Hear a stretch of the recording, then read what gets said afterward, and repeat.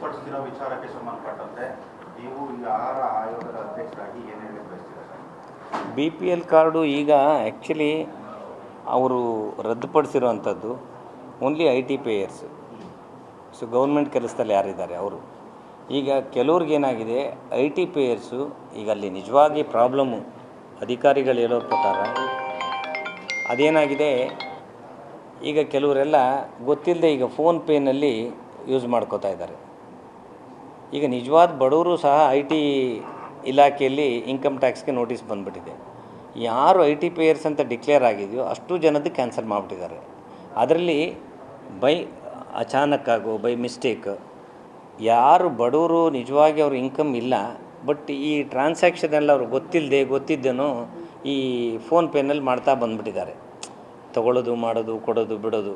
ಹಾಗಾಗಿ ಅವ್ರದ್ದು ಎಲ್ಲರನ್ನೂ IT ಪೇಯರ್ಸ್ ಅಂತ ಡಿಕ್ಲೇರ್ ಮಾಡಿದ್ದಾರೆ. ಅದೆಲ್ಲ ತಪ್ಪು ನಡೆದಿದೆ. ಅದನ್ನು ಫೈಂಡ್ ಔಟ್ ಮಾಡಿ ನಾವು ಅವ್ರನ್ನ ಮಾತ್ರ ಎಕ್ಸ್ಕ್ಲೂಡ್ ಮಾಡಬೇಕು ಅಂತ ಒಂದು ರೀಕನ್ಸಿಡರ್ ಮಾಡ್ತಾಯಿದ್ದೀವಿ. ಅದನ್ನು ಮೊನ್ನೆ ಮುನಿಯಪ್ಪ ಅವ್ರ ಗಮನಕ್ಕೆ ತಂದು ಸೊ ಅವ್ರದ್ದು ಜೊತೆಯಲ್ಲಿ ಕುಳಿತು ಸದ್ಯಕ್ಕೆ ಈಗ ಇನ್ನು ಆದಷ್ಟು ಬೇಗ ಒಂದು ಅದು ಕೆಲವು ದಿನ 3 ದಿನ ಅಂತ ಟೈಮ್ ತೊಗೊಂಡಿದ್ರು. ಪ್ರಾಬ್ಲಿ ಅವ್ರು 7 ದಿನ ಟೈಮ್ ಕೊಟ್ಟಿದ್ದಾರೆ. ಆ 7 ದಿನದಲ್ಲಿ ಅದನ್ನು ಸರಿ ಮಾಡಬೇಕು ಅಂತೇಳಿ ಆಗ್ತಾಯಿದೆ. ಇಲ್ಲ ಬರೀ ಮೀಟಿಂಗ್ ಪ್ರೊಸೀಡಿಂಗ್ಸ್ ಇದೆ ಅಷ್ಟೇ.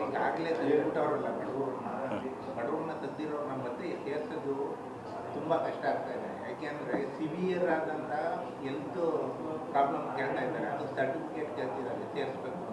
ಇಲ್ಲ ಅದಲ್ಲ. ಈಗ ನಿಮ್ಮನ್ನು ಯಾವ ರೀಸನ್ಗೆ ಬಿಟ್ಟಿದ್ದಾರೆ ಅಂತ ನೋಡಿ. ಬಿಡೋದಕ್ಕೆ 4 ರೀಸನ್ ಇದೆ ಮೇಜರ್, ಇನ್ನೂ ಹಲವಾರಿವೆ. ಮೇಜರ್ ರೀಸನ್ ನಿಮಗೆ 10 ಸ್ಕ್ವೇರ್ಗಿಂತ ಮನೆ ಜಾಸ್ತಿ ಇದ್ದರೆ ನಿಮ್ಮ ಹೆಸರಲ್ಲಿ ಮುನ್ಸಿಪಾಲ್ಟಿಯಲ್ಲಿ ಅಥವಾ ಕನ್ಸರ್ನ್ಡ್ ಅಥಾರಿಟೀಸಿಂದ ಡಾಕ್ಯುಮೆಂಟ್ಸ್ ಇದೆ. ಈಗ ನಿಮ್ಗೆ 10 ಸ್ಕ್ವೇರ್ಗಿಂತ ಮನೆ ಜಾಸ್ತಿ ಇದ್ದರೆ ಬಿಟ್ಟಿದ್ದಾರೆ. 10 ಸ್ಕ್ವೇರ್ ಫೀಟ್ ಜಾಸ್ತಿ ಇದ್ದರೆ. ಮತ್ತು ಕಾರ್ ಇರೋರನ್ನ, ಯಾರು ಕಾರ್ ಇದ್ದಾರೋ ಆ ಕಾರ್ ಇರೋರನ್ನ ತೆಗೆದಾಕಿದ್ದಾರೆ. ಮತ್ತು ಇನ್ಕಮ್ ಟ್ಯಾಕ್ಸ್ ಪೇಯರ್ಸ್ ತೆಗೆದಿದ್ದಾರೆ. ಸೊ ಹಾಗಾಗಿ ಮತ್ತು ಗೌರ್ಮೆಂಟ್ ಜಾಬಲ್ಲಿ ಯಾರಿದ್ರು ಅವ್ರ ಹೆಸರಲ್ಲಿ BPL ಕಾರ್ಡ್ ಇದ್ದರೆ ಅದನ್ನು ತೆಗೆದಿದ್ದಾರೆ.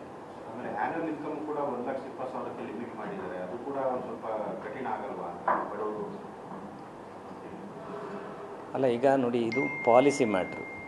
ಹಾಗಾಗಿ ಒಂದು ರೂಲ್ಸು ರೆಗ್ಯುಲೇಷನ್ಸ್ ಅಂತ ಒಂದು ಸ್ಟೇಟಲ್ಲಿ ಆಯಾ ಸ್ಟೇಟಲ್ಲಿ ಮಾಡಿದ್ಮೇಲೆ ಅದನ್ನು ಎವ್ರಿಬಡಿ ಹ್ಯಾಸ್ ಟು ಇಂಪ್ಲಿಮೆಂಟ್. ಈಗ ಅಧಿಕಾರಿಗಳಿಗೇನಾಗುತ್ತೆ, ಈಗ ಯಾವುದೋ ಒಂದು ರೂಲ್ಸ್ ರೆಗ್ಯುಲೇಷನ್ಸ್ ಅಂತ ಅಂದಾಗ ಒಂದು ಪಾಲಿಸಿ ಮ್ಯಾಟ್ರ್ ಕೊಟ್ಟಾಗ ಇಡೀ ಸ್ಟೇಟ್ನಲ್ಲಿ ಎಲ್ಲರೂ ಅದು whether you like it or not ನೀವು ಮಾಡಲೇಬೇಕಾಗಿ ಬರುತ್ತೆ.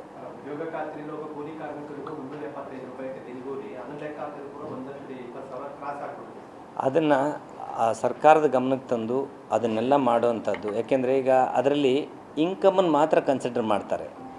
ಈಗ ಆ್ಯಕ್ಚುಲಿ ಅದೇನಾಗುತ್ತೆ, ಯಾವಾಗಲೂ ಅವರು ಇನ್ಕಮ್ ಅಂತ ಬರಬೇಕಾದದ್ದು ಯಾವಾಗ ಅಂದರೆ ಸಂಪಾದನೆ ಎಷ್ಟಿದೆ, ಖರ್ಚು ಎಷ್ಟಾಗಿದೆ, ಉಳಿದದ್ದಷ್ಟೇ ಇನ್ಕಮ್ಮು. ಈಗ ಏನಾಗುತ್ತೆ, ಬರೋ ಸಂಬಳ ಎಲ್ಲ ಬರೀ ಇನ್ಕಮ್ಮೇ ಆಗೋಕ್ಕೆ ಸಾಧ್ಯ ಇಲ್ಲ. ಆ ಮಿಸ್ಟೇಕ್ ಆಗಿರೋದ್ರಿಂದ ಅದನ್ನು ಕರೆಕ್ಷನ್ ಮಾಡಬೇಕು ಅಂತ ಹೇಳ್ತಾ ಇದ್ದಾರೆ.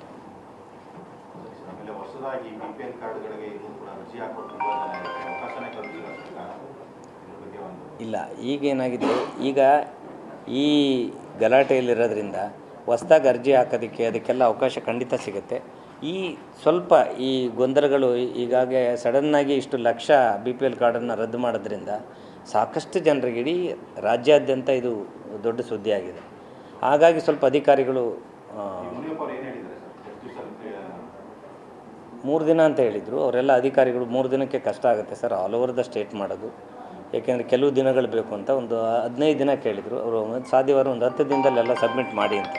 ಏಕೆಂದರೆ ಈಗ ಅವರು ಎಲ್ಲ ಆಲ್ ಓವರ್ ದ ಸ್ಟೇಟ್ ತರಿಸ್ಕೊಂಡು ಅದರಲ್ಲಿ ಎಷ್ಟು ರೀಇನ್ಸ್ಟೇಟ್ ಮಾಡಬೇಕು, ಅದರಲ್ಲಿ ಇರುವಂಥವ್ರನ್ನೇ ಕೊಡಬೇಕು ಅಂಥೇಳಿ ಪ್ರತಿಯೊಬ್ಬರನ್ನೂ ಕರೆದು ಅಧಿಕಾರಿಗಳ ಜೊತೆ, ಯಾಕೆಂದರೆ ಒಬ್ಬೊಬ್ಬ ಡಿಸ್ಟ್ರಿಕ್ಟಿಂದ ಒಬ್ಬೊಬ್ಬರನ್ನ ಕರೆದು ಅಷ್ಟುದನ್ನು ಎಲ್ಲ ಸರಿ ಮಾಡಬೇಕು. ಈ ಮಿಸ್ಟೇಕ್ ಆಗಿರೋದು ಸಹಜ. ಆದರೆ ಅದರಲ್ಲಿ ನಿಜವಾದ ಈಗ ತಮಗೆ ಗೊತ್ತಿದೆ BPL ಕಾರ್ಡಲ್ಲಿರುವಂಥ ಅಧಿಕಾರಿಗಳು ಜಾಸ್ತಿನೂ ಮಾಡ್ಕೊಂಡಿದ್ದಾರೆ, ಕಡಿಮೆನೂ ಮಾಡ್ಕೊಂಡಿದ್ದಾರೆ. ಅದು ದುರುಪಯೋಗನೂ ಆಗಿದೆ, ಅದು ತಮ್ಮ ಗಮನಕ್ಕೂ ಬಂದಿದೆ. ಆ ನಿಜವಾಗಿ ಯಾರು ಶ್ರೀಮಂತರಿದ್ದಾರೆ ಅವ್ರಿಗೆ BPL ಕಾರ್ಡ್ ಅಗತ್ಯ ಕೊಡಬಾರ್ದು ಅನ್ನೋದಷ್ಟೇ ಸರ್ಕಾರದ ಉದ್ದೇಶ. ಬಡವರಿಗೆ ವಂಚನೆ ಮಾಡಬೇಕು ಅನ್ನೋದು ಅದರ ಉದ್ದೇಶನೂ ಅಲ್ಲ, ಅನಿವಾರ್ಯತೆಯೂ ಇಲ್ಲ. ಹಾಗಾಗಿ ಆದಷ್ಟು ಬೇಗ ಅದು ಸರಿ ಆಗುತ್ತೆ. But probably it may take around 15 days 20 days 1 ಮಂತಲ್ಲಿ ಸರಿ ಆಗುತ್ತೆ.